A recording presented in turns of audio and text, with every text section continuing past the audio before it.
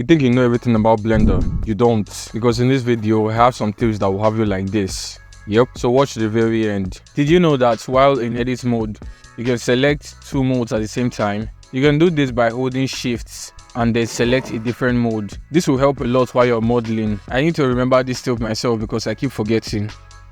You can use the scale cage to have great control over scaling as opposed to scaling using the origin points. Select your objects and then select and drag, and you see the option scale cage, and then you can select any of these points and scale from there. This feature also works if you have multiple objects that are selected. You can use the Ctrl F for the face menu, Ctrl E for the edge menu, Ctrl V for the vertex menu to bring out menu fast in edit mode with a lot of options to choose from anywhere in the workspace. There's also the Alt E shortcut for more extruding options. When you have multiple objects in your scene and you want to link them one way or another, then the Ctrl L shortcut is what you will use in object mode. You can link materials and even copy modifiers from one object to another. You can also add menus to your quick favorites option by right clicking on the menu and adding to quick favorites, and when you want to use it, you press Q to access it. I don't know if this happens to anyone, but sometimes when I add the subdivision modifier to a mesh, it just disappears. To fix that, go to Edit, then Preferences, click on the Viewport tab, scroll down to Subdivision, uncheck it, and that should bring your mesh back with the subdivision added.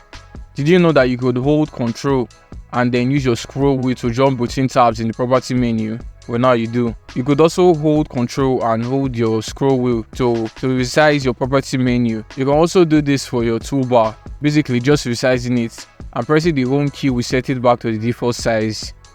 You can set your camera view real quick in Blender, add your camera, and wherever your viewport is facing, you will hit Ctrl Alt 0 on your notepad, and that will instantly be your camera view.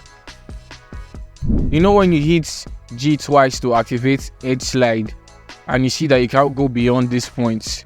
Well, you can hold Alt or hit C to turn off clamp while dragging your mouse to go beyond the boundary for better results, and left click when you're done. When you're animating in Blender and you open the graph editor, you will see curves that you don't have selected, but it has this low opacity and it can be distracting. You can fix this by heading over to Edit, then Preferences, and then Animation, and on F curves, change the unselected opacity to the lowest, and that will be fixed.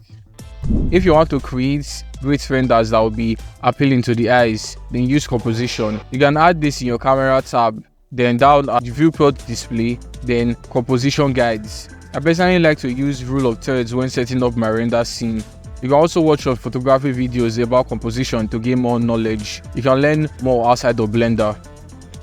You can use a plane as a source of light for your objects by removing the principled BSDF and replacing that with an emission shader. I use this often when I'm working on backgrounds that I don't want any shadow to be on it. You can also change the color to whatever you want.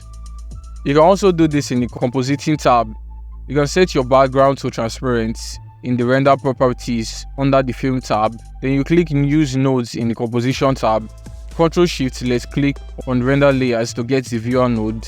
Then add the alpha over node and then connect them like this. This is the whole node tree to get that same effect.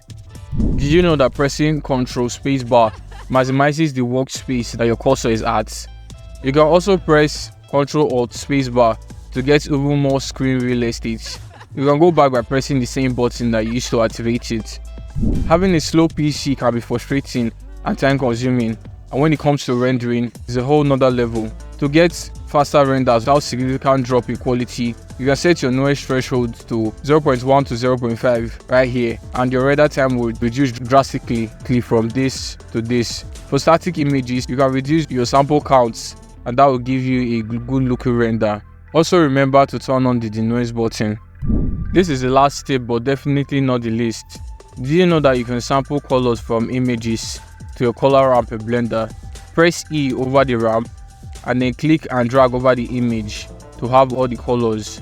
So that's it guys. If you like the video, leave a like and share a comment if you found this video helpful. Thank you guys for watching.